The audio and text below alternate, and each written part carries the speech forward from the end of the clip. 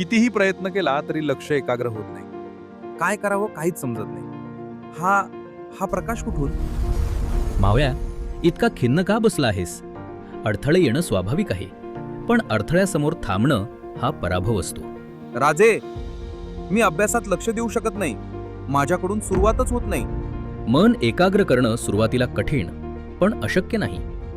मी स्वराज्य उभं केलं तेव्हा संकट किती होती माहितीये, पण माझं लक्ष एका ध्येयावर होतं. तुझं रणांगण म्हणजे शिक्षण. राजे, पण सुरुवात कशी करू? लक्ष केंद्रित करण्यासाठी 3 गोष्टी लक्षात ठेव. पहिली, ध्येय स्पष्ट असलं पाहिजे. दुसरी, लहानपण सातत्यपूर्ण प्रयत्न कर. आणि तिसरी, पराभवाची भीती न ठेवता प्रत्येक दिवस नवी लढाई समज. 35 मिनिटं एकाग्र अभ्यास आणि 5 मिनिटं विश्रांती, असं सातत्य ठेवलंस की मन तुझं ऐकू लागेल. जो ध्येय स्पष्ट करतो आणि प्रयत्नातून मागे हटत नाही त्याला विजय नक्की मिळतो.